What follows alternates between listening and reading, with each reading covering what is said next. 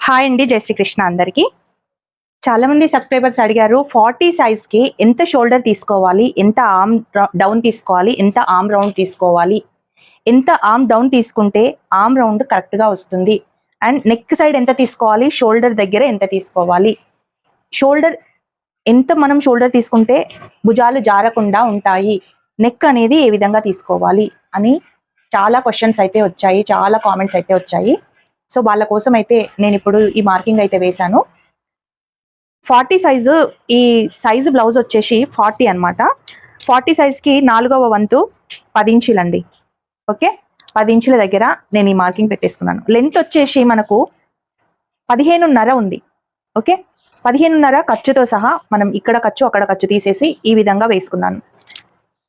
Neck వచ్చేసి 11 inches ఉందండి. ఇక్కడ పైన ఖర్చుకి తీసేసి 11 ఇంచెస్ దగ్గర నేను నెక్ మార్కింగ్ అయితే వేసుకున్నాను. సో ఇలాంటి బ్లౌజ్కి ఎంత షోల్డర్ తీసుకున్నానో చూడండి. నేను ఒకటేసారి కటింగ్ వేశాను, పర్ఫెక్ట్గా మనకు వాళ్ళ ఆర్మ్ రౌండ్ అయితే వచ్చింది 9.5 అనమాట. ఆర్మ్ రౌండ్ వచ్చేసి పర్ఫెక్ట్గా వచ్చింది.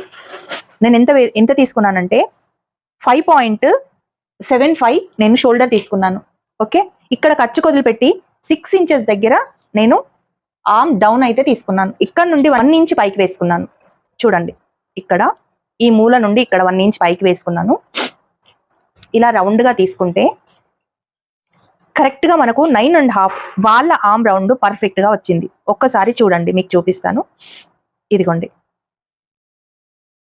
సో మనం మెజర్ చేసుకునేటప్పుడు పర్ఫెక్ట్గా అయితే ఇలాంటి మెజర్మెంట్ వేసుకుంటే కరెక్ట్గా మనకు ముడతలు లేకుండా పర్ఫెక్ట్గా అయితే వస్తుంది.